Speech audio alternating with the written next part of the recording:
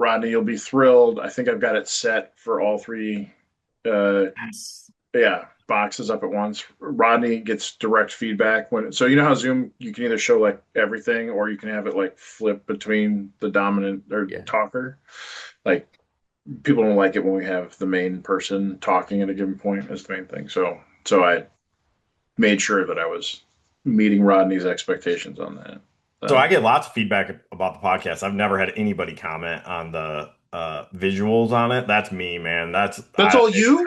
Nuts. Yeah. I don't know Right. why I'm bothering then. Oh man, I had to go into settings and everything. It was Yeah. Yeah, terrible. I but mean, it wasn't the whole audience asking for Rodney, more of no, Rodney's actually. opinion. Can you pin Rodney to the front? Yeah, Yeah, I think if you took a poll, it'd be like, yeah, Les Rodney's good. that's I'll right. take that. You know, Um, Man, my phone told me this morning I've been a lazy son of a. I haven't. It's like you've got a bad trend in workouts. I was like, you know what? You're right. I've what are you been. using? Well, it's just the Apple. It's just like, hey, you're not working out, man. For about 4 weeks, and I was like, yeah, you're right. I've been real lazy. Yeah. I That's why I work out can't with get a it. smartwatch. It's like just a constant stream of bad news. That's right. I feel like I get my butt kicked enough in the rest of my life that I don't need like a new source of that. Exactly. I wore one for a while and I was like, it just always told me bad news. That's right. Like, hey, you're not walking enough. I got a guy that I work out with every morning that he wears some kind of watch. I don't know what it is, but it's got it's called like recharge on it. So it's like paying attention. Hey, you worked out this hard, Oh, so you yeah. need to rest, right? So it's like a battery thing.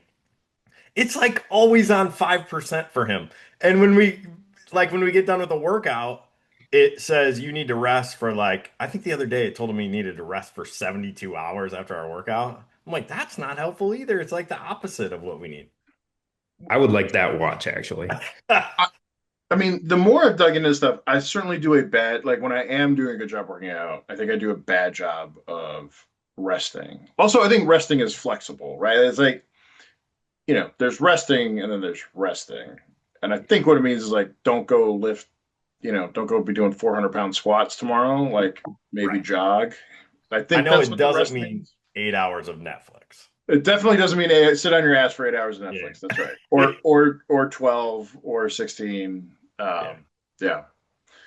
Um, Yeah, I've kind of but been. I like cardio. I don't like cardio. Let's be clear. I don't like cardio. But on my rest days, I kind of force myself to do either the rower or the bike. I know you're kind of a bike guy, right, Gabe? yeah, I mean, I've got my Peloton. I mean, I don't even know how many miles on that thing at this point. For me, it's been a great investment. The problem is starting the new job. They just Oh, totally threw off routine. yeah. We started because the new job and school started the same day, literally. And like, I feel like the whole family's just been tired ever since. Yeah. And I really don't like working out in the evening because it makes it hard for me to sleep. And so, yeah, we should introduce Ben, you Yeah. know, while we're talking. Good morning. Good morning, Ben Brame. Excited to have you on the show, man. Thanks for coming. I know you're super excited about an unstructured conversation around agriculture in general, right? Bring it on. Good That's deal. all right. Yeah. So I'm good. A little bit about Ben. Ben and I met, I would say, 7 years ago now. I happened to be speaking at it was an ag tech kind of conference over in Yeah. Indianapolis. Literally nobody came to watch my presentation, so I think there were 6 people in the crowd. Ben happened to be one of them, and after the chat, he came up and we just kind of talked a little bit. And man, I remember that day walking home. I think I told my wife that night, like, man, it was weird. I met this kid. She's like, how's the conference? I'm like, it was good. But I met this kid and like, man, we just think very similarly, right? Like there was some kind of connection there. So we've like loosely kept in touch for the last 7 years and keep trying to figure out ways to work together. And sometimes that works, sometimes it doesn't. Yeah, mo mostly missed each other, but we'll keep swinging. Yeah, exactly. We've had a few people on the podcast, Ben, that either I followed them through their career path or they followed me through their career path. Like we've literally sat in the same chairs. Yeah. that's not the case with you. You're not a traditional kind of grain guy, right? Yeah, afraid not. Grew up in New Hampshire where we had like apples and blueberries, and came to Purdue for grad degree in electrical engineering, like not knowing what the ground looked like. Um, I remember first time I saw a high boy on the road kind of freaked me out a little bit. It was, I was not used to seeing equipment that size in my rearview mirror. That's Knew funny. what And that's corn was, wasn't sure what the other crop was. I don't know if I should say that out loud, but sure. Yeah. No, that's right. That's funny. I don't think about that stuff. Like when you move to the Midwest, if you're not from it, yeah, I can't imagine what a combine looks like going down the road, you know? yeah, That's funny. I know when I first took the job out in Boston with Gabe, we, I'm an Illinois guy. I don't get to the East Coast yeah. that often, and my wife checked the weather on the way out when I was leaving because she's smarter than me and thinks ahead. And there was like, what was it, Gabe? A gale warning or a Nor'easter, or it could be a well, gale wind, sure, gale well, wind. whatever it was. I texted you and it was like, "Hey, should I be like, do I need to do something with this, or is this a thing?" And Gabe's like, yeah, that happens 50 miles out on the ocean. Are you going to be on a boat while you're Yeah, here?" And I'm like, right. I That that hope does not." sound like something I'd say. Yeah, it was a small craft warning. Yeah, I don't know what it was, but Yeah. so, yeah, Um, I get it. I, you know what is you should tell the story. So I don't know that we've done that on this podcast. Where so Rodney and I have worked together, on and off for years. But like when I was at Indigo and I recruited Rodney, we actually went to the elevator Rodney was working at because I thought he'd be a great customer, right? Because Yeah. it's like, um, and then yeah, so we went and we showed him what we were working on, and he's like, "Oh, this is amazing! Like we do all these things," and I was like, "Hey, you want to take a walk?" Yeah, he tells me, he's like, "Hey man, I got a hat out in the car for you. You want to come out and get it?" And I was like, "Yeah, okay." And then he was like, surprise, it's a job, it's a recruiting trip. Yeah, I was on a plane like 2 weeks later, I think, to I interview with think you so. guys. Yeah, No kidding. it Yep. wasn't a hard sell. Once I told him he didn't have to lead Dwight, he was on board. Yeah. Well, it Well, was a hard sell. It was a hard sell because actually the beginning of that story is I pulled into a Casey's parking lot. I'll never forget. It was the Dwight Casey's. My wife ran in to get a pop or whatever for us for some trip we were taking. LinkedIn tells me, "Hey, there's a job posting that might you might be interested in," which usually is like, no offense, a McDonald's employee or like, some like like what why am I qualified for the job? So I look at it. The hiring manager's Gabe Sheets polling, who I hadn't seen in 5 years, probably. We kind of lost touch there for a while. And then I open up the uh, whatever the job description, and it was like has grain experience, like merchandising experience. But then at the bottom it was like knows how to code is a plus, and like tech, like and like the computer type stuff. So I'm like, what is happening? So my wife's still in Casey's. I call Gabe. I still have his cell phone number in my phone. I don't know if it works, right? But I call him, and Gabe answers the phone. And he goes, "Rodney Connor." Like it's been forever. nice. And I go, "Gabe, why did you just post my resume on LinkedIn?" And he's like, Yeah. "Oh yeah, right." But at the time, this is way before work from home, and Gabe was like, "Yeah, man, we'll fly you and your family out to Boston, show you around a little bit, and blah blah." And I was like, "Yeah, then you're gonna fly me back to Dwight where I can live the rest of my days, right?" And Right. so it took him. I think it took him 6 months to come around. 6 months. Come on, I was far. I'm ahead of the game on remote working. We Yeah. figured it out. We We hit figured it. it out, but you hired me in October. My company made me give 6 weeks notice. Remember that? No. And then, See how benevolent I am, Ben? Like, didn't even Yeah, you're flinch at 6 weeks. yeah, Didn't even you're a good flinch. guy. yeah. But I'm guessing it was February or March when Yeah, I saw that post. probably. Yeah, Yeah. I think I had tried to recruit you in a past life, Rodney, and that was like the first place that you went. You just like kind of planted your flag in Dwight and said, just so you know, Yes, I'm that a is. I'm a Dwight guy. It's super helpful. Gabe's been dealing with that for a long time with me, I unfortunately. tried to I tried to bring Rodney onto the trading desk when I was at Cargill, like up to, Yeah. but he like, and so back then work from home was very much not a thing, and I could not get him out of Dwight. I was like, dude, come on, like it's good, you just can't throw money at the guy. Like he's just unflinching. I don't know how many $1 million we offered him, but he Yeah, just like, yeah, yeah. no. That's right.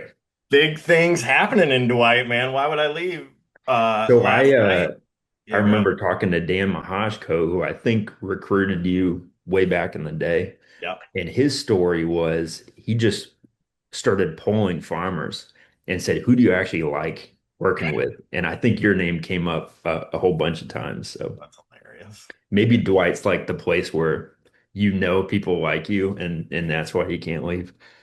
I think I only have one customer with a Dwight address. Most of them are Ah, not in Dwight. So I don't know. Maybe you get to know me and you're like, no thanks. But anyway, Dwight Lady Trojans won the regional last night, beat Gardner, so going to sectionals for the first time in 25 years, I think. What is that? Basketball? Sorry, Soccer? volleyball. Volleyball? Yeah. Okay. And then also on Saturday, we're going down to Rushville for football playoffs. So we made the playoffs for the second year in a row. It's not something that happens in Dwight every day either. So big week, big high school week yeah. around here for my girls. It's like the Hickory of Illinois, Yeah. if you've seen Hoosiers. Yeah. I when I told my wife that when so I'm from Minooka, Illinois, right? Not too far from Dwight. I told her like, yeah, I was like, they play, Friday nights, playoff season, like we'd have a couple thousand people, you know, in the park or whatever, the stadium, called the stadium. Yeah. And she's like, what? Yeah. Like who? I was like, there's nothing else to do, dude. Like it's fun. What Yeah. are you gonna? Yeah, yeah. 40 degrees and rainy. Let's go watch some football for a Watch some couple. football. Yeah. Perfect football weather. I agree. Friday night Teenage lights. boys hit each other like over and over again. I loved it. Yeah. Oh man, it's great. Yeah. Uh, Uh, so hey, Ben, enough about me, man. So how's a guy like you end up in the ag space? Yeah, slipped, fell. Um, we so coming out of school, I enrolled in the direct PhD program. I kind of got the startup bug along the way. I think this was 2008. okay. And, doing startups was starting to get cool and they were starting to happen in the rest of the country. And, at the time, all the rage was Facebook and Twitter. They were growing like a weed. If you wanted to do something in a startup, it had to have a social component. And me and my buddy Zach, who like we're not social, and we kind of knew that, so we wanted to like build stuff that did stuff, But the problem with doing a B2B startup is, you have to know how to sell, you have to understand an industry, you gotta run the business, and we just wanted to build software. And so what we ended up doing, I kind of mastered out, and we started a company where we were like a CTO for hire. And so the idea was we'd take enough money to keep food on the table, but then take an equity stake. And we'd try to, find entrepreneurs who had an idea, you know, had relationships with customers, understood a vertical really well, and then we'd build the software to support. So one of those was an ag tech startup. It was actually a Purdue professor, Dr. Johnny Park, and he was the first person at Purdue in the engineering department, across all engineering, to be the primary investigator on a USDA grant. Purdue's a big ag school, it's a big engineering school, but there wasn't a lot of crosstalk between the two. And so he had gotten that grant and then kind of spun out a company. We were building the software for him, and then fast forward 3 or 4 years, we started wisening up a little bit. I think the idea at the beginning was we're taking stock in startups, so you want to diversify your risk away, right? Well, that makes sense if you're dealing with publicly traded stock, but if you're working on a brand new thing, your chance of success is directly proportional to your effort. And here we are, couple or three guys spreading ourselves out pretty thin. And so we just decided to double down. And we were at that point, there was a construction startup we were working on, it was all software, but something for used cars, something for runway maintenance, like pavement maintenance. There's all kinds of bizarre things, but the people in ag were, I just loved them so much. Just genuine people that were trying to do something real. Wait, And wait, but go back. So the ag part makes sense. So what?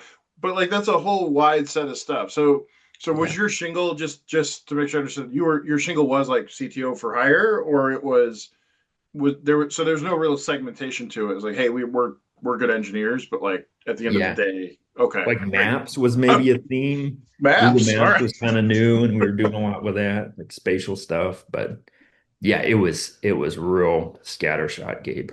Okay. So we kind of wake up 3 years into this thing and say, let's double down and invest ourselves in one place. That was kind of what happened. And you picked ag. We picked ag, yeah. Got it. Yep. Yeah. What when you were when you think back about making that decision, which I guess couldn't have been. Well, I guess it was a while ago. Probably. Yeah. What, like, why? What? So, I mean, you said you like. Is it you like the businesses better, or was there something else you like? Yeah, it was mostly people driven. So part of it was the guy we were working for just had really good character, and the quality of the people that he was able to attract was higher than the other opportunities we had. But you keep pulling the thread, and like if you're a software guy, the advice that you get on picking verticals to enter is, is it growing? Our sales cycle is short? Are people rich? That is not Yeah, agriculture. no. And so, at some point, I think you just gotta, I I stayed because I really like the people. And at some point you just got to burn your boats and decide that you're an ag person and make peace with the market dynamics that maybe aren't ideal for software. Yeah, man, if you could figure out how to speed up that sales cycle for agriculture, that would be amazing. That would lead to a lot of innovation, I think. Yeah, I think it's more about just designing your company and your capital plan so that it works in the sales cycle that exists. I don't think the ag sales cycle is all that different from most B2B sales cycles, like that are, not just like transactional software, but anything's very like, but it's not as bad as like government stuff Yeah. Yeah, or uh, education. or That's another one education. that's Yeah. tricky. But yeah, I mean, obviously compared to like stat, but whatever, just straight software. And somebody was talking to me the other day. I mean, the number gets thrown now around a lot about how OpenAI got to 100 million users faster than, whatever. I feel like there's not a lot of data on how much those users are using it today. But I don't know. Well, I'll do Rodney's normal question. Ben, do you use much AI in what you're doing? I guess can you talk about what the work that you're doing today as a Yeah. starting? Like, what are you working on? What's got your attention? So since this is an ag podcast, I got to ask, are we talking about like artificial intelligence or avian influenza or artificial insemination? What's the topic Fair here? enough. I am talking about large language models based artificial intelligence, All right. I'm picking agents. up what you're putting down. Yeah. Yeah, we use it a ton. With like Claude and ChatGPT are probably our go-tos. It's super useful. It knows about a lot of stuff.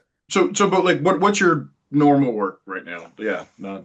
Yeah. So, we Contang is a software company.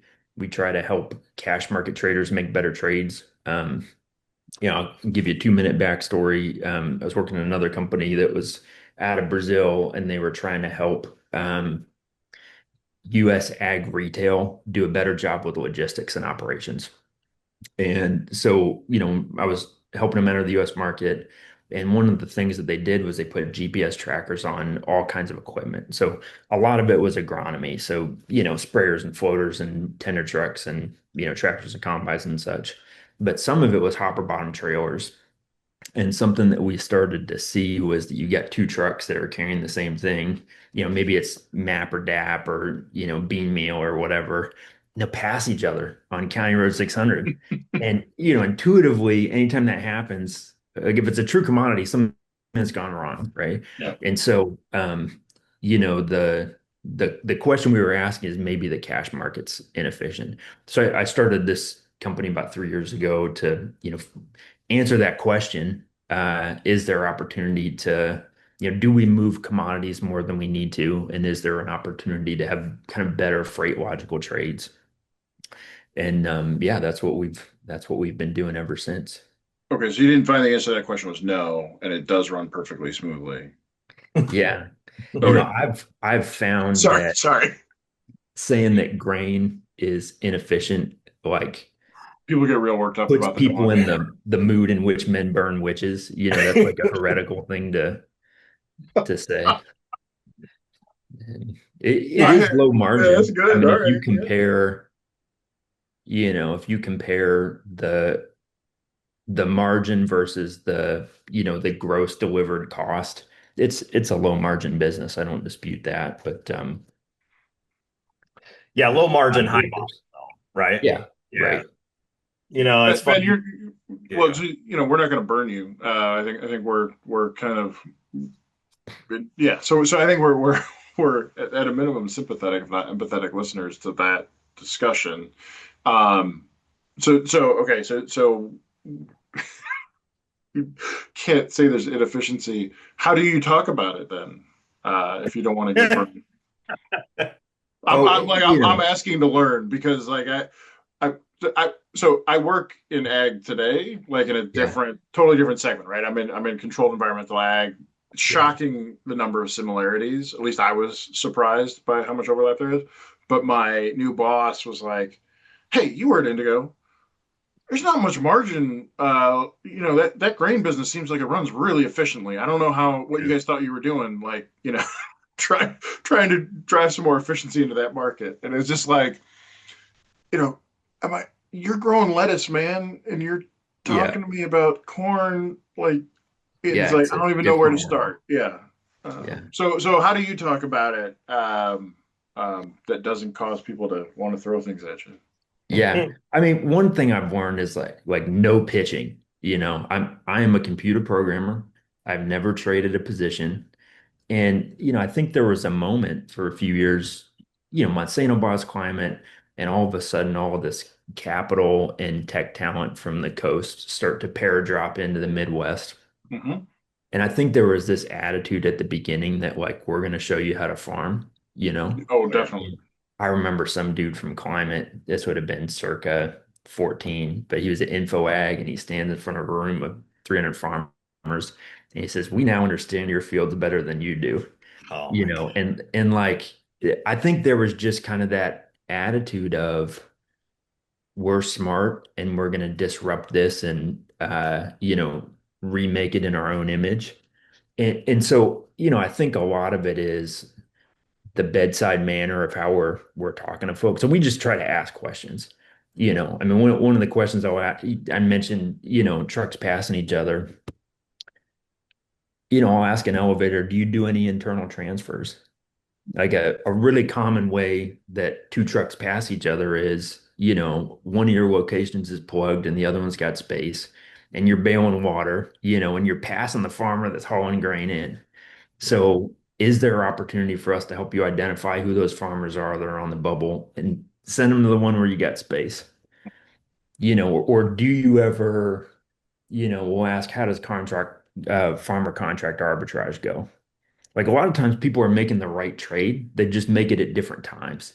Hmm. And so, now trucks are passing each other. So, how good of a job do you think you do of picking up your opportunities to trade that bushel again?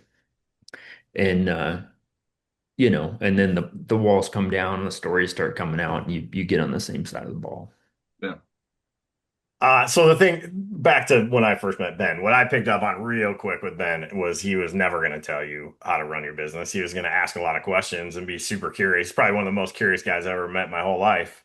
Um, Definitely a different Yeah. approach. Huh? Yeah, thanks for that. Yeah, definitely a different approach than a lot of what I saw in ag tech, for the last 15 years.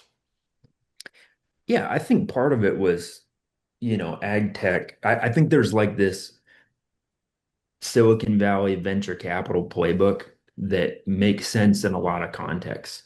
Like that playbook is not necessarily wrong if, you're trying to build LinkedIn and you've got you're in an environment where the market opportunity is huge and you kind of have an unlimited number of prospective customers to test ideas on, and it's like a winner take all land grab situation. Like in that environment, the thing to do is you raise as much money as someone will give you, you grow as fast as you can, you don't worry about efficiency, and you kind of, beat on your chest and say, we're here to disrupt everything, Yeah. you know, join us. Yeah. And like that makes sense for LinkedIn. But then I think what happened was, everybody started to apply um, that playbook to agriculture. And, with the message of we're gonna come here and disrupt this, and we're gonna raise a bunch of capital and, rebuild the supply chain in the way that, we think is efficient. And there's just kind of organ rejection on the whole deal. Yeah, I think about it as the Netflix problem because like it similarly, right? People the anecdote that people talk about is like, well, the CEO of Netflix never worked at Blockbuster, right? And so like, Yeah. and it's like, and like, and he built Netflix, and it's this amazing company, yada yada yada. But that's like where they stop. It's like, well, yeah, dude never worked at Blockbuster, but he knew what he wanted it to be like to rent a video. Like, Yeah, it's right. like it's like so He sure, was the like he customer. built an amazing customer experience for what he wanted that experience to be because he knew like that pain and whatever. And but I think people stop paying attention once they give themselves the license to disrupt anything Yeah. because well, you don't have to like sure, but being a customer helps a heck of a lot. And I think that's the struggle in any B2B like innovation startup type stuff. Like because the customer like we can pick on individual pieces of it, but a lot of times also that customer isn't there isn't a customer. Right? You yourself, even if Yeah. you come from ag, don't know the whole experience as that buying counterparty. Like you've probably got insights and views, but it's difficult to get the whole thing. We were when I was at Cargill, we were live that forced to learn like that wider set of things because the business we were in was Cargill risk management, Yeah. and we always joke because everybody wanted to be in risk management. There were so many risk managers at Cargill, like they were every business had risk management, but there was a business unit called Cargill Risk Management, and so we worked with all the commercial groups that had either their customers, like in the origination business, the farmer customers had grain exposure, but also Cargill's big business, commercial customers like a Coca-Cola or McDonald's and stuff like that. And so they weren't our customers, right? Like, so they weren't, McDonald's wasn't our customer. It was a different group at Cargill. So we had to go learn all the time, like how do you inject yourself into that process and like understand. And so everybody thought we were super arrogant because I don't we know. were Yeah. we knew how to trade derivatives really, really well. Like Yeah. that shop Yeah. at Cargill was like a top tier shop. And so Yeah, we no knew doubt. our business really well. And so we would come in and say, like, well, we definitely know how to do this better than you do. Like that part, like, and so nobody like that, which is reasonable. But then the rest of it, we always had to learn, like, how do we go with you to connect? And I think, you know, Indigo's success or failure aside, I feel like that equipped me to be better at understanding. But I also like got frustrated over and over again because of people coming in and kind of doing what you're talking about, like Yeah. hey, we know how to do this better, or what are you guys you're not using whatever code or whatever engine or Yeah. backend or platform, and yeah, Yeah. I mean, I think you're totally right. It's so software, you're modeling somebody's world. And if it's a world you're not from, like you better invite all the people that live in that world into the development Right. process. Right. Yeah, plus I always thought like these ag tech companies, they come in and say like, "Oh, we're gonna, make this big hairy thing more efficient." I can't even come up with a thing right Yeah. now. And it's Right. like when you go talk to the farmer or, the industry in general, they're like, "Yeah, that's fine, but really what I need is like can you just help me manage what I'm doing tomorrow? Like Yeah, every right, morning I wake up and the world's a disaster. Don't try to right. fix what's happening 6 months from now. I want to know what's happening today. Yeah, Yeah. yeah. At this point, I think like big, hairy, audacious goals could curdle milk. It's just not super well received after all of us living through the last 10 years. Yeah. So Ben, what are you working on figuratively today that kind of gets you excited about getting up in the morning? Yeah. So it's a our process was we took a year and we just listened. So we had 200 conversations with cash market traders and, fertilizer and feed and ag energy and just kind of across agriculture, some outside agriculture, and kind of validated that everybody, has some of the same problems. And so then at the end of that first year, we decided we were going to focus on grain, kind of the country elevator system and processors is the place we're going to start. One of our core values is a quote from Ron Swanson. He says, "Whole ass one thing," so we're trying to be very purposeful about what we sit on. I said that 3 times on Wednesday. Is that right? Okay. Absolutely, yeah. Uh, Nice. Ron Swanson is a Manuka guy, He right? is a Manuka guy. So Yeah. Nick Offerman, Yeah. so Nick's younger brother Matt and I played football together at Manuka. Yeah. So I No saw Nick kidding. at like do a play or two up in Chicago. Or younger. Yeah. Matt's I think still around Manuka somewhere. Okay. Yeah. Oh, that's cool. Yeah. Yeah. His dad was my eighth grade social study teacher, Mr. How Offerman. about that? Yeah. Mr. Offerman. Mr. Offerman. Yeah. Yeah. He Super works nice for the guy. He city was now, really right? funny. So wait, how close was he to Ron Swanson? Oh, Nick's not like Ron. I mean, we could talk about. So it's funny. I've been listening to this biography of Truman and Taft, Yeah. or not? No, Roosevelt and Taft. Sorry. Okay. And uh, it, man, this is going to go way off on a tangent. So, uh, man, all right. So this is a so Mr. Hoffman was a great social studies teacher. We were focusing on U.S. government at the time. But, Yeah. so Manuka Community High School, I did not get the best education in American history. We'll just leave it at that. So like I start listening to some, just listening to some of the stuff. So this is, but what I didn't realize was like how much Roosevelt, I think, kind of set the tone for like what we think about, or at least what the rest of the world thinks about as like an American, right? Yeah. So Huh. like, because he was like super like athletic and like into outdoorsy stuff, right? Rough Riders, all that kind of stuff. Also like super intellectual, right? So he'd be Yeah. talking to anthropologists and whatever, scientists and whatever, like, and so super curious. The classic like showing up without a coat when it's 20 degrees out, Yeah. like that guy, like this Yeah. Coats are prototypical. for the weak. Yeah, yeah, right. But like also not saying that. You know what I Yeah. mean? Just like Right. you just a dude, like he didn't care if you were wearing a coat. Like, I'm not gonna wear a coat. Like, I'm fine. Yeah. Like, don't Right. worry about me. And like genuinely happy to meet lots of people and like positive and whatever. Like it was a very so I feel like there's a lot of that. Like Ron Swanson evolves as a character, but Yeah. that feels more like what I think about what um I that's kind of like the character I feel like I sort of aspire to be. Like I Yeah. don't have Just enough. like a genuine kind of quiet grit. Well, yeah, or like and be like bring positivity to things. Like I want to be the Yeah. guy. Like, to be clear, I do not do a great job of it all the time, but that's what I want to be, right? Yeah.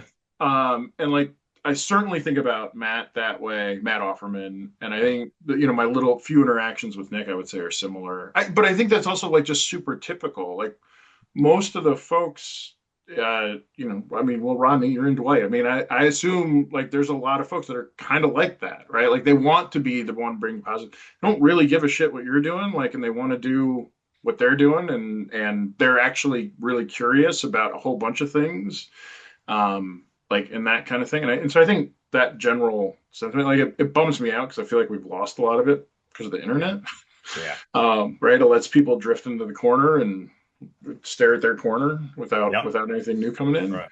Um, but yeah. So it was a long anyway. So Roosevelt, fascinating guy, like Yeah. and Taft as well. Like there's a lot of parallels, I would say, unfortunately, between like that period of time in the 20s, like and where we're at today. So I would say if somebody's curious about that, you should absolutely go. It's I think it's called The Bully Pulpit is the name of the book. It's the Dolores Yeah. Kearns. Um, I'm but actually reading one about Roosevelt now too called Leadership in Turbulent Times. So it okay, actually covers both Roosevelt's and Lincoln and one other dude, but Hmm. super yeah, interesting guy. yeah, fascinating stuff, right? Like I was just kind of like hungry for another piece of American history, and so I that happened to be, but it was like I was surprised by how parallel 100 years ago is to now, kind of Yeah. thing. Um, anyway, so it's a really long-winded way of saying like I don't know Nick particularly well or at all, right? Like but I knew his brother reasonably well when I was in high school, and I would say that that disposition, like the difference between Ron Swanson is Ron's probably too far down. Well, I would say early days Ron is too far down the libertarian track, Yeah. right? I think that as that character evolves, like and you see like that's probably closer, I would imagine, to what Yeah. To Nick's just doing. like good Midwesterner. Yeah, right. Like there's one scene where I don't know, he's running some like outdoors club for kids or something. He's like, "Do Yeah. any of you have allergies?" And they go, "No." And he goes, "That's right. No, That's right. right. There are no That's the allergies." correct Right? answer. Like there's That definitely was not a clearly a bad Nick quote in that way. impression, by the Yeah. way. Yeah, he had a book. I'm looking at it, Paddle Your Own Canoe. I read it, and Yeah. he's like a super Midwestern, humble, like get it Yeah. guy. Seemingly, right? I, Allergy free sort of I, guy. yeah, Yeah, for sure. yeah. I've got no data to the contrary. Yeah. Uh, one is, and his cousin works an elevator out of Morris. Oh, really? Oh, yeah. Angie. Angie. Yeah, right. Yeah. Yeah. Anyway, yeah. Uh, so man, we That's went down a cool. whole path there. Man, that was a rabbit hole. Yeah. Say again what the quote is, man. Guys? What Oh, the what? Mantra? the Ron Swanson quote. Yeah. Whole ass one thing. Whole Don't ass. half-ass two Bullshit. things. Yeah. Right. Yeah. It's focused. Yeah. Gabe, I think I was like circling around to answer your question. I have a bad habit of that. The short version is it's a like a basis trading platform. So So when we well, like, but what's I mean? I guess what I was trying to get like. So when you, I mean, I'm sure when you got up, you were like, "Hey, I'm super excited to be recording with Rodney and Gabe today." Like that's probably I top of did, that mind. was exactly what I said. So Uh, other days, not today. He's other talking. so yeah, every other day, like so Monday when you get up, like Yeah.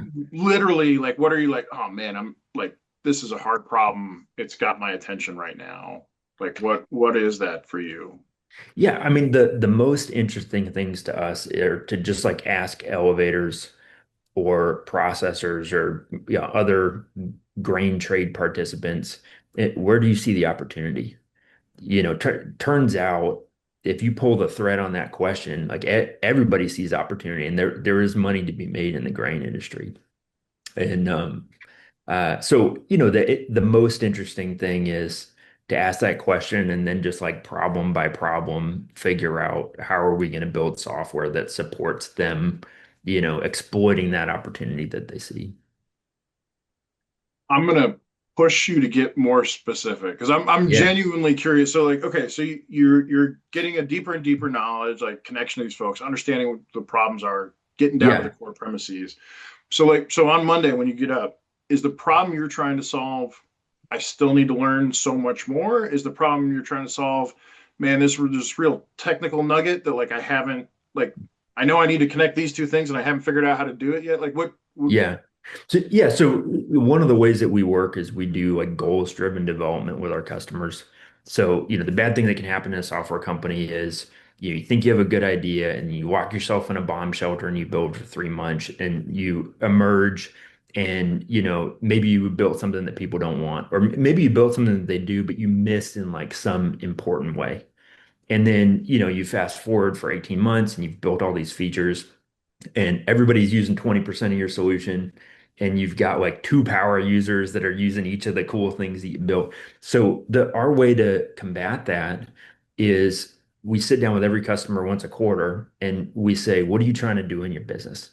And sometimes they say we're trying to lower our buy basis or we're trying to manage spreads better, whatever it is. And we'll just say it's buy basis. You say, all right, where do you think you're losing money?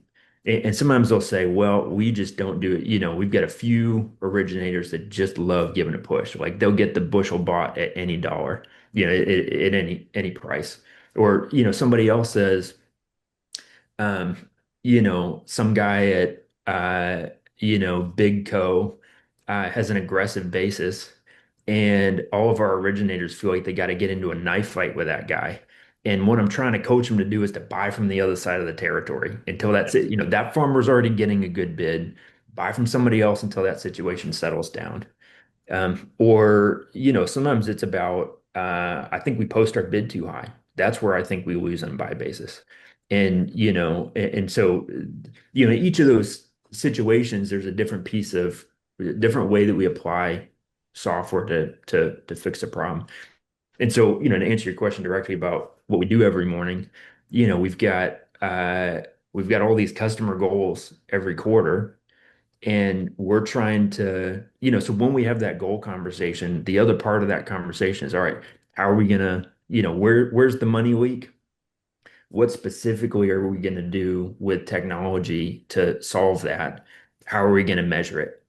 How are we going to measure our activity? And then what's the needle we're trying to move inside of the business? Maybe like lower buy basis versus the average fob available to customers in our territory for, just to give a concrete example. And then, that's what we're doing every day. We have our marching orders for the next quarter. Uh, What what's the hardest one of those customer problems you're working on right now that you can talk about? Yeah. Something that we're doing some work with this quarter is spread management. Um, we're building like project game film is what we're calling it, where it would be nice as a merchandiser to look back at and watch my game film and answer the question, how did I do? Hmm. And the tricky part of that is like, what was actually knowable? Like how do we build something that's actually actionable for a merchandiser, but doesn't feel like the bear that's going to eat the slowest guy? Like, it's a wicked hard job, right? And maybe it's not like I'm just trading my own book and every day is just an expected value problem where I'm trying to maximize returns. I have logistical constraints and I also need to keep my job, and so that if I see a really good return opportunity that might not pan out, I don't have the luxury always to just swing for the fences because, I'm a co-op and patronage is an important part of my customers' revenue, and that's what I'm putting on the line.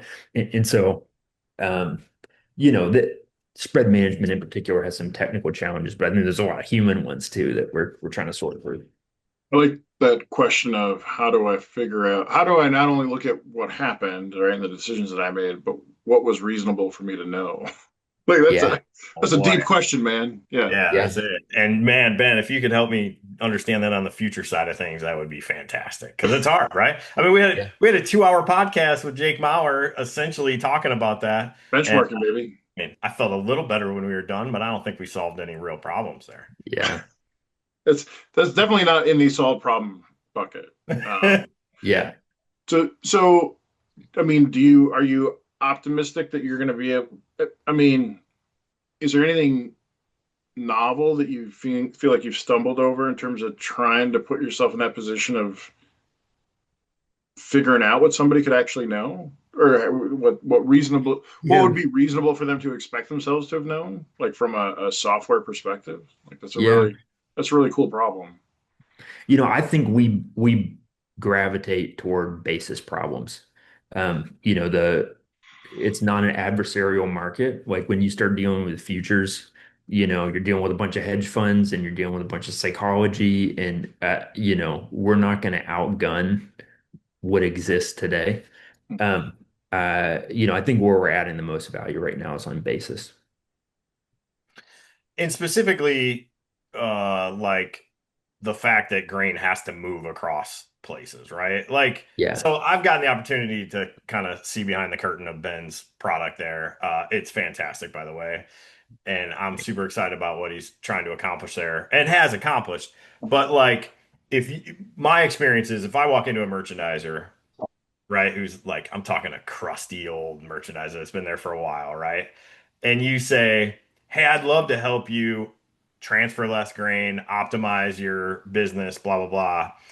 I mean, the gut reaction from that guy is, "Hey, I know my business. I know my Yeah. spreads. You're not going to teach me anything, and also you don't understand my constraints." Right? Yeah. Like that And happens. and I'm not sure that I could argue with any of those things that Probably guy. not, but I would say where I have been screaming at the grain business for a long time now is like, yeah, but you're ignoring the farmer piece of this, right? So like people use I've got 10 grain elevators. I work for this company. I have 10 grain elevators. So like I've got 10 nodes that I can wrap my head around. When the reality is you have 4,000 nodes Yes. times 10 times your delivery markets.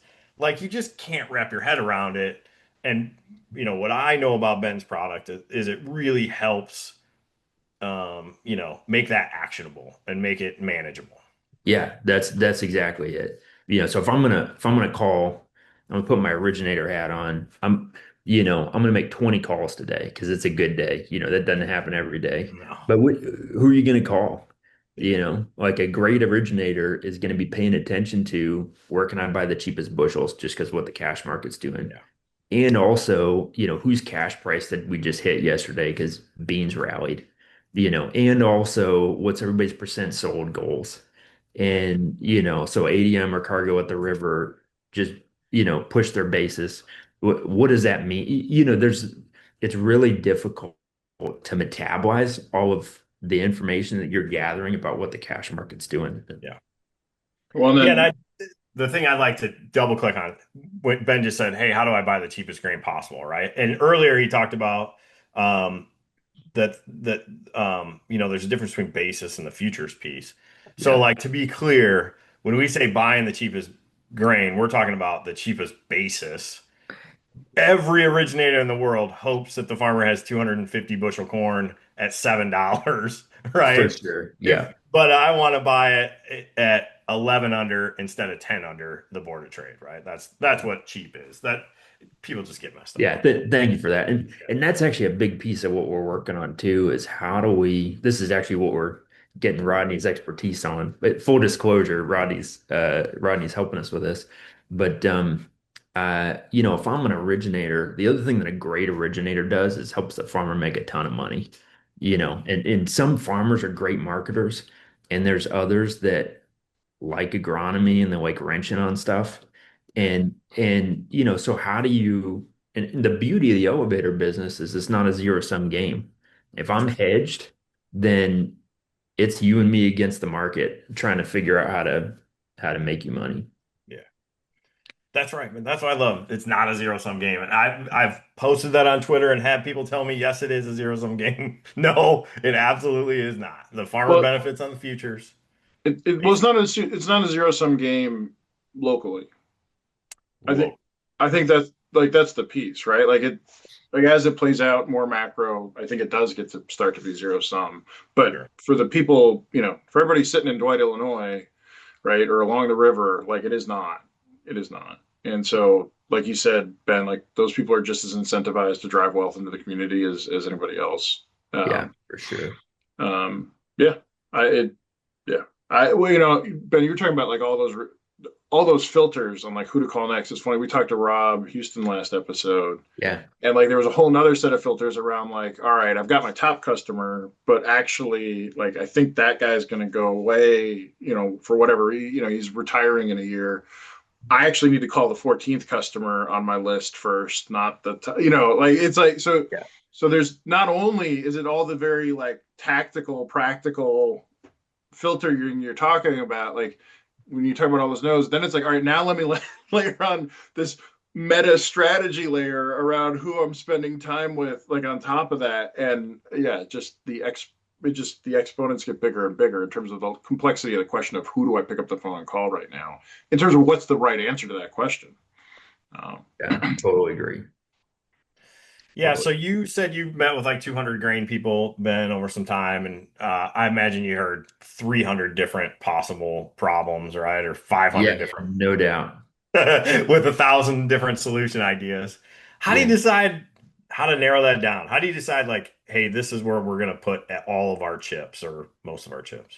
Yeah. I mean, one, I think there was this idea, like part of the Silicon Valley idea is that you get one feature that's just going to change the world. And I just don't think it exists in ag. Yeah. But part of it is, we have our customers rank problems. So here's actually the framework that we use. Like if you want a framework is, before we started the company, we had like five ideas of what the company could be. And so what you do is you write out the whole business idea. You say, here's who my customers are. Here's the problem that I believe they have. Here's how much money I think they lose. Here's what my solution is going to be. Here's how much money I think I'm going to save. And because of that, here's how much I can charge, times how many customers is my market size. Hmm. And then, you start with those five and then you go through again and you say, what are my assumptions? And then you ask the question, what are the open-ended questions that I can ask people that know that will either validate or disprove these things? And then you just start talking to people and you ask the dumb questions, and through, blunt trauma over time, you start like, okay, that business is a failure, and you've done it without writing a single line of code, which is awesome, right? And if you kind of iterate on that process, eventually you end up with um, a business that at least works on paper. And then you do something similar with, you iterate in designs and then you iterate in code. But in general, you want a pretty clear idea of how you're going to create value. And then you just validate or disprove that as cheaply as possible through conversations, then designs, then code, then, a business. Yeah. And how do you keep these potential customers from feeling like, like they're working for you. You know what I mean? Like I remember those days at Indigo where it was like, and dude, I don't want to teach Yeah. you my business yeah, because like it's my it's business. my business. Yeah. Yeah. Yeah. So I mean here's how we started was and I think that's happened where people have like extracted expertise out of the industry and have given nothing back. Yeah. And I've done that in the past and it didn't feel great for anybody involved. So what we did was, year one we listened, we decided, we're going to focus on grain. Year two, here's the bad thing that ag tech companies do. Like if you just pick somebody at random in ag and you say, what's the problem with ag tech? You say, they overpromise and underdeliver, right? It's just Silicon Valley playbook being put to work. And um, and from the software company's perspective, like the worst thing that I could do is think I have a good idea and just go build this in isolation. Gabe, to your point, you got to do it with the people that understand. So the way that people solve that is they make a screenshot and they go out and they like sell it to somebody and say, "Look, I did it, pay me." And then they just build really fast to try to catch up with the expectation that they set. We did not want to do that. And so what we ended up doing was in the first year we brought on three innovation partners, is what we called them. And the pitch was nothing, that the idea was we're going to tell them the absolute truth, say nothing exists except for these screenshots. Here's what we plan to build, and we'd like to do it with you because we don't understand everything. Also, it's new software, so this is going to be exciting, but you will suffer. That's part of it. And that's not and then we gave them equity in the company. We said, we'll give you a small stake because if you invest your expertise in this, you should get participate in the upside. And like, obviously that pitch is not for everybody, Nope. but we got our three partners and they knew what they were signing up for. And it just like felt healthy. And then we built with them for a year before we ever went to market. And Hmm. Ben, when you got people to sign on, told them it was going to be painful, did you put a smiley face there? That's what Rodney would have done. He would have said, "You're Yeah. going to be happy while we're doing it because you know that the pain is weakness leaving the code." Yeah. That's right. That's right. I'm kind of trying to wean myself off of emojis. I think like my age plus or minus 10 years are the only people that use emojis genuinely. And But you're in the I'm window trying. that does not, is what you're saying. Like there's a narrow window and you're in What I it. hear is that the Gen Zers like use them ironically. Like it means the opposite of what you put. And You I can't. know, I don't know, man. That's I've heard that 3D like chess the that I can't play. I'll tell you what. I feel like you just got to do what you're gonna do, and if people want to like take it as ironic. Like you have no control over anybody else's Yeah. interpretation of your emojis, man. Just Uh, rock how you rock. I like. I mean, I'm not a heavy emoji user, but like something happened. Somebody's like, "Oh, you can't give a thumbs up to something because that means thumbs down."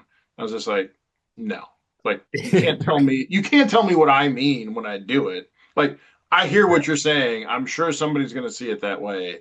But if Yeah. they've talked to me for 15 seconds, like this will not be an issue. That's where I Yeah. got to. Sorry. Yeah. I like, but yes, I've heard the same. I Death also of the don't author or whatever. I, yeah, I mean, oh, yeah. Speaking of thumbs up, I my 11-year-old is going as a greaser for Halloween tonight. Yeah, And so nice. last night we were watching videos of the Fonz and That's initiating him. Hey, awesome. It's pretty Yeah, God, solid. we're done with Halloween. We're done with trick or treating. We got a bunch of teenage kids coming over here to carve pumpkins, I guess, but all right, just nice. dressing up. I mean, what a wholesome teenager activity, Ronnie. Shit. Doing that and then doing a nacho bar. Have you ever seen this? No, So but it we, sounds great. You had me a Yeah, we're nacho. coming. I'll send you a picture, but essentially we take our kitchen counter, we have like an island, and we do use tinfoil. If you see it on TikTok, they don't use tinfoil, but we just can't do that. But anyway, you take tinfoil and cover it, and then you just fill the whole table with chips and top it with everything for nachos. So there's no plates, no nothing. Oh Everybody man, just kind of hangs out so and you just eats dump off this. everything on the actual. It's Oh, so that's much great. fun. Yeah. We did That it. sounds all We right. did it on a family trip. There was like 25 of us on the trip. And it was so nachos for 25 people down this it was probably a 15 or 20-foot table. Wait, how do you do the melted cheese part? I mean, like a gigantic tub of melted cheese and Oh like Just put no. it over the oh top. man. Yeah. All right, all The right. All only right. thing that So I've heard that of that. Oh, was go ahead. Sorry. no, that question gets you. I'll send you the full like pictures along the way thing. I want Yeah. a stop motion animation Yeah. of the construction. Yeah. What were you And then saying, you Ben? putting your kitchen back together afterwards. Well, so that's the nice thing about the Foil, tin foil is you just kind of crumple it up and throw it in the Yeah, garbage. it's done. and then you The only let thing the that I've dogs heard of clean up the that floor. Yeah. sounds messier than that. I have a friend of mine, I didn't actually participate in this, but they used to have Viking dinners in college. And the rule is like you drink from goblets or whatever, but the main rule is you can't bend your elbows. So it's everything is just like Oh, that's a mess. sounded Yeah. terrible. That sounds terrible. Yeah. Yeah. That's hilarious. Uh, man, Viking dinners. I feel like you could expand that concept more. But I like that nacho table thing. That's Yeah. cool. Yeah, I'll Yeah. send you pictures. It's a no-brainer. And Send us plus, nachos, man. That sounds better. yeah, yeah. Beef prices are so cheap right now, Gabe, that it's a I win.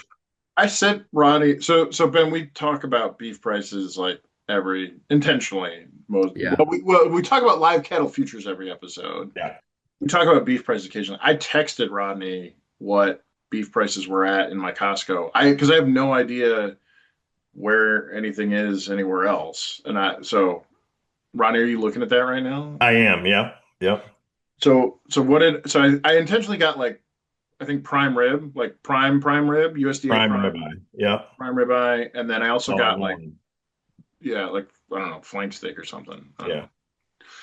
But prime ribeye was like $30 a pound. 28. Yeah. Yeah.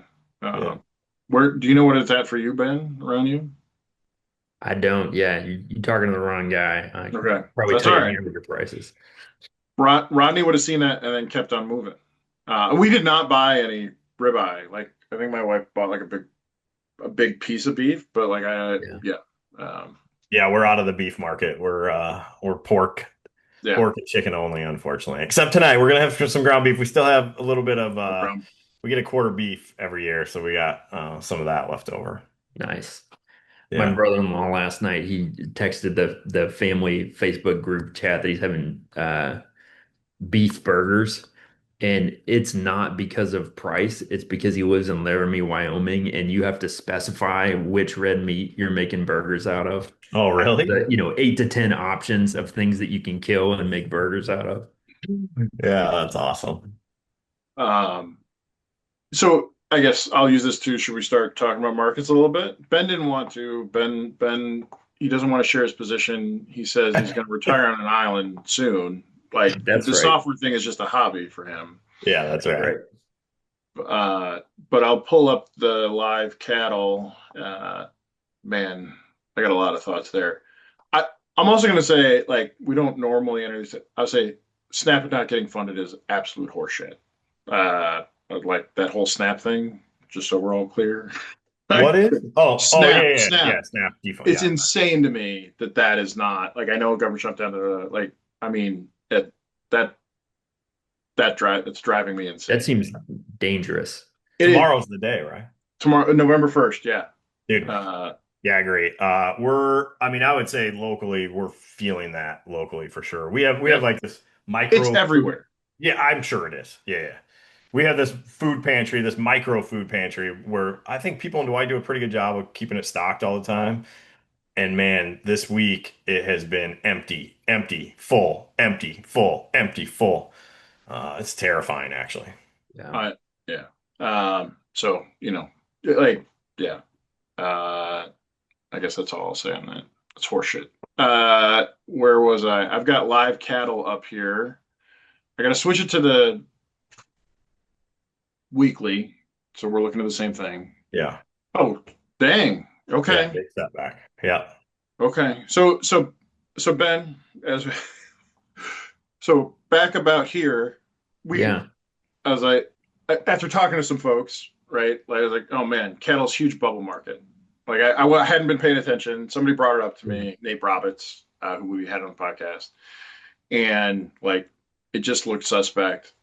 Taking and a that was step probably back, record high prices back then, right? yeah, oh yeah, Yeah. yeah. So like this would have been the record high here. This would have been the record high here. This would have been the record high here, and so forth. And so when we took a step back and looked at the macro, I was like, hey, I think September things are going to get problematic. I won't go through all the reasons why, but that was the view that I had. So just to be super clear, record highs just after September Yeah. again. Now it looks like I don't know this is the end of the story, but I had not looked right because I was just ready to get online and be wrong again because I'm wrong all the time. I think you were right, but just late. Hey, the Yeah. beauty the beauty of grain trading is you're only wrong until you're right. Well, Right? That's the beauty. yeah, yeah. Well, and what's crazy to me is the fundamentals for cattle prices have gotten worse. Like, what meaning the supply, right? Like droughts continuing, like weather's not helping, broadly speaking, not just the drought. And so, um, but obviously the Argentine import is not going to help things. And so the concern here, Ben, from a macro perspective, is cattle is so one, it's a bellwether because it's a premium protein. So like Rodney said, he's a pork and chicken house. I mean, we're mostly chicken here these days. Um, and so it tells you kind of how people are spending. And then the other thing is it's a massive piece of the consumption puzzle for grain in the U.S. And Yeah, so when we right. start to see, basically finished cattle going down in value, that's going to decrease usage of corn, which I guess we did grow some corn this year. Um, Yeah. uh, Perhaps a record amount. so we'll pull that up. I think yeah. So this is December corn. God, we only got about another 2-3 weeks of looking at these corn, Yeah, Rodney. just about done. That says pit corn? I didn't know that was still a thing. What's up with that label? You got the right. Uh, yeah, that's why the price is so weird. Like it's not smooth. I pulled up the wrong thing. Uh, So Uh, rookie question here. I'm asking something above my pay grade, but I've heard that the cattle market will lead the corn market by like 18 months because of, how long it takes to fill pipeline. Is that true? Has anybody validated that? Well, it will lead. I don't know that I've heard that. Like, so cattle's weird, not weird. Cattle's very different in terms of how it behaves from corn. So cattle tends to run in probably 2 to 3 year cycles generally. We've had this really long run up that's been unusual, and that's what's made it very bubbly. Like just from a again from a generic market perspective. Um, like the corn market supply is strange because it's generally refreshed every year, right? Everybody's making a decision. On one hand, cattle's a lot harder to like. So if the herd's taking a big hit, like it's hard to rebuild it over Yeah. time. Yeah. At the same time, like smaller changes, like those like so for small changes in supply and demand, they're far more reactive, right? Because they're Yeah. Yeah. refreshing more frequently. Yeah. So corn probably deals with the bigger changes better because you can have a massive shift in acres, but they get Okay. that decision gets made once a year, Yeah. and with cattle it becomes more strategic. Yep. Kind of more shots on goal. Yeah, and but they also can't change. Like if you're running a cow calf operation, you can't suddenly change to pigs, right? Like that's Yeah. not a swap you can make, and so Right. you're stuck with it. Whereas with obviously you can swap out corn, beans, or and as you head further south, other crops as well. Um, all right, we're on the weekly, Rodney. Look at that, 4:30. I can't believe you told all those guys to sell at 390, Rodney. Yeah, rough year. So, you know, the high back there just under 480 back in February is what we're kind of using as the high for this crop here. So, And if you're obviously, not first, you're last. what's it? Yeah, exactly. So been in a pretty steady downward trend, but the government shut down here October 3rd. Yeah. And it's funny when that happens, for whatever reason, commodities tend to rally a little bit. So it's kind of a bullish thing. I don't know why. I don't know. You'd probably have some thoughts on that. Why is market rally when government I shut don't down? know. But that's weird. I would have thought I mean, so a generically commodities would rally either because they suddenly become hoarded or something, or like are there supply concerns? I guess it's probably harder to move stuff around, right? If the government shut down, everything moves slower. I think I it's don't easier to move grain around if the government's not in the way. I haven't heard anybody say, "Man, I wish the government was here to make this more efficient." I, Yeah. I'm There's more one in thinking about Swanson. like at the port. Yeah, that's right. Yeah, oh, Swanson loves it. Yeah, Yeah, but like at the port, right? It's going to be harder to export. It's going to be harder to bring things could in. be. So I mean, like generally, if you see all commodities rally, that's an inflationary pressure, right? You Yeah. would expect to see inflation. I am not smart enough on government shutdowns to know the impact on inflation. I guess I'm surprised it's an inflationary impact, but maybe that's what's happening.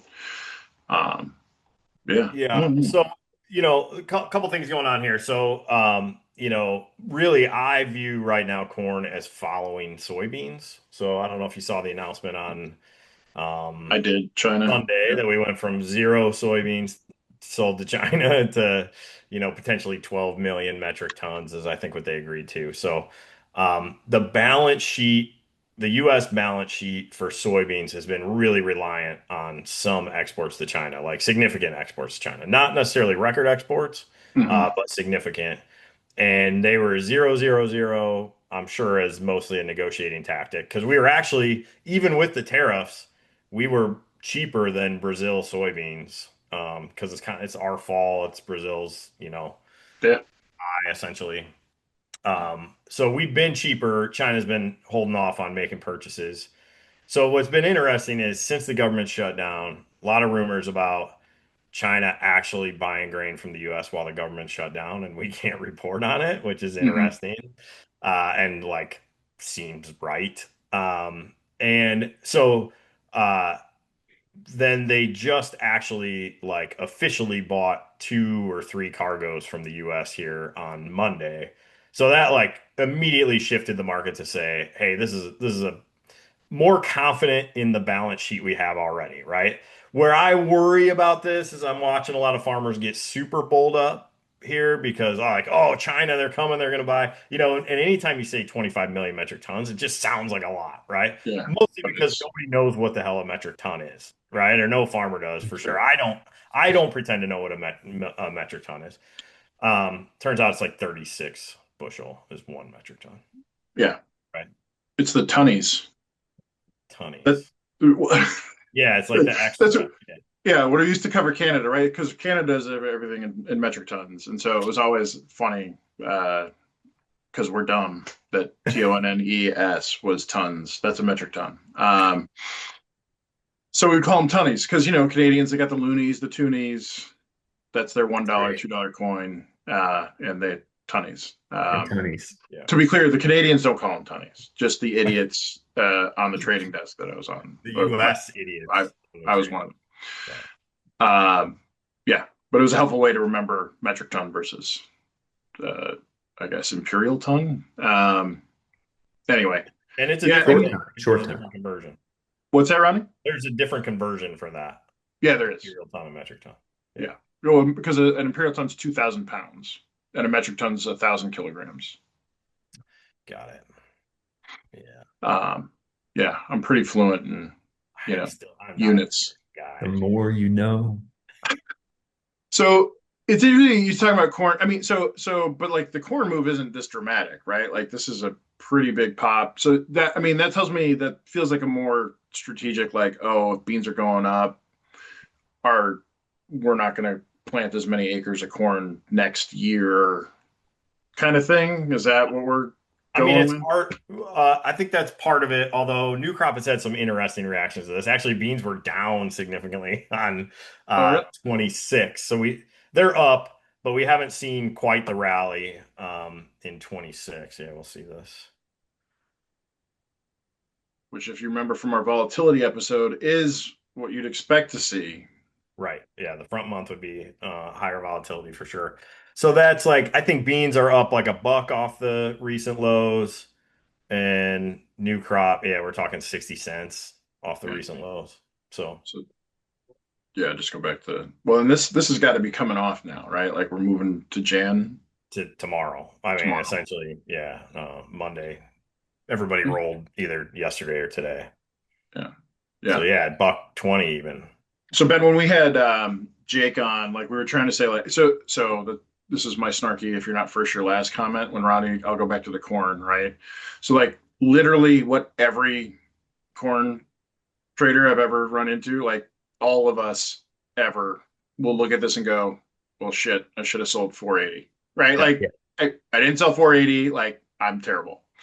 Right, like that, and that's every farmer, but it's also every trader, right? And then they'll try to Yeah. explain to you why they're not terrible because they didn't sell Yeah. 480, Right. right? But in our hearts, like we feel like Yes. crap I because we heard didn't sell somebody refer 480. to that as the eternal inner murmur of self-reproach.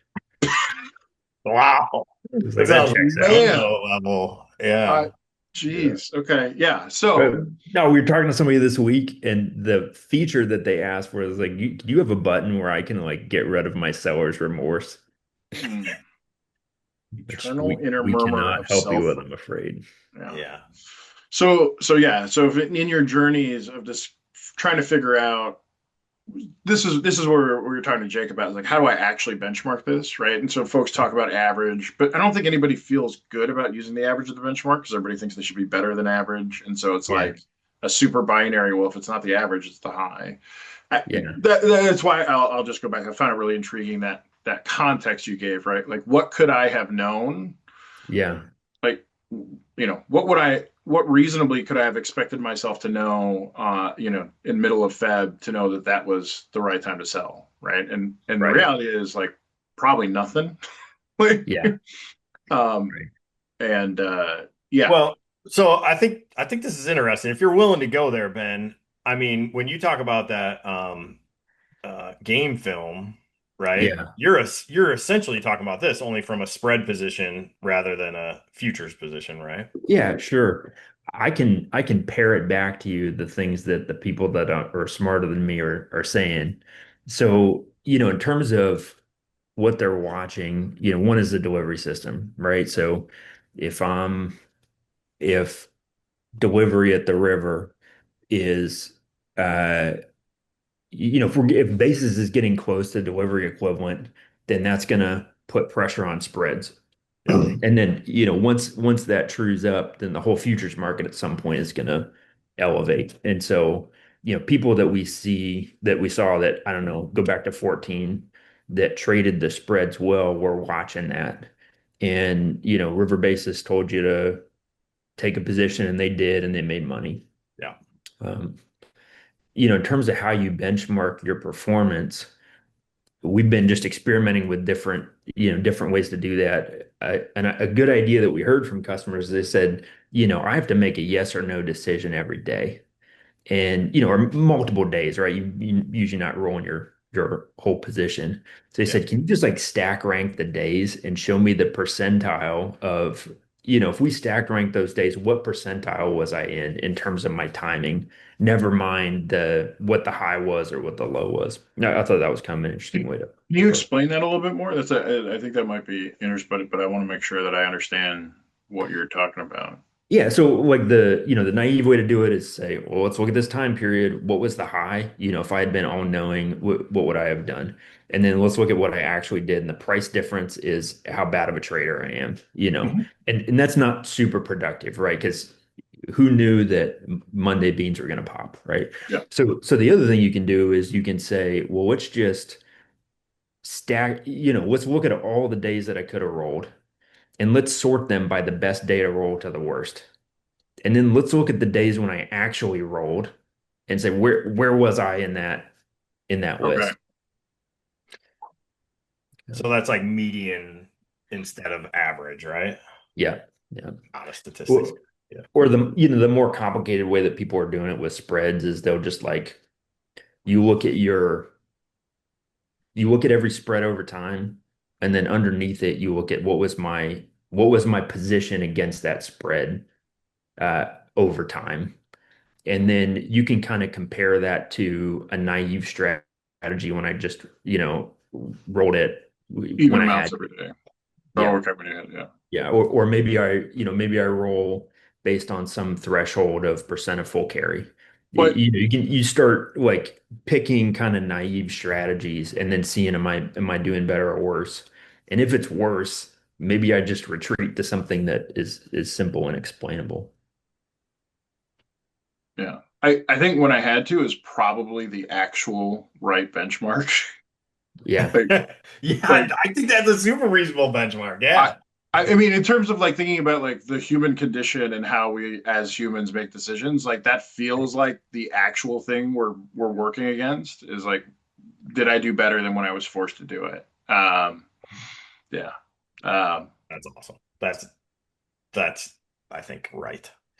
so uh Ben, any closing thoughts? Anything you want to make sure we're if somebody wants to talk to you to get your help on what was it, the I'm not going to get the phrase right, like quieting the I don't know.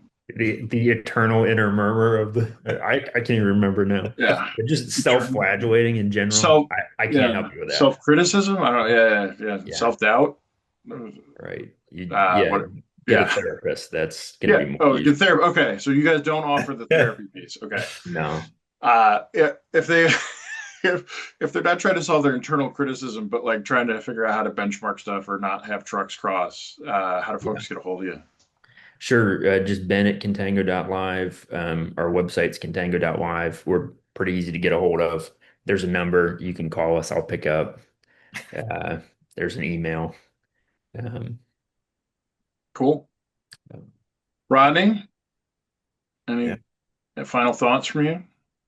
Only thing I'd update you, man, corn, soybean harvest is over up here for sure. Corn harvest, I'd call it like 90%. Some farmer's gonna be mad at me for saying that because he's got 3 weeks left to go, But certainly every day for the last 2 weeks, guys been finishing up. Has some Um, rain come in so that the fire risk is a lot lower? Or are you still pretty so dry? we did get some rain to lower that fire risk, but it didn't keep us out of the field. We're literally in the middle of a drought here, so we got that rain that like calmed everything down a little bit, and then the next day, guys, were going, and I don't know, we maybe had a day or two here where they didn't go because of rain. It's funny, I was just talking to a guy yesterday. And normally when you get this time of year, guys are like doing everything they can to finish up, right? Like begging for elevators to stay open late or like, all those things. I Hmm. talked to a guy yesterday and he's like, yeah, we're going to catch the Illinois game on Saturday and we're going to take Sunday off. Like they just need a break, right? Like a lot of times you get that break naturally. So a little bit of that going on. So like I think this will probably be the first weekend that elevators aren't open on the weekend, or a lot of elevators aren't open on the weekend. So harvest is essentially wrapped up here. Cool. Yeah. All right. Well, if you're buying lettuce, you should buy little leaf lettuce. It's Hmm. good lettuce. For sure. Yeah. And yeah, Ben, good to meet you. Thanks for coming on the Yeah, podcast. likewise. Yeah. Thanks for sharing, Ben. Yeah, Appreciate it. appreciate the opportunity. This was fun. All All right. right. Well, have a good weekend. See you soon. All right, bye.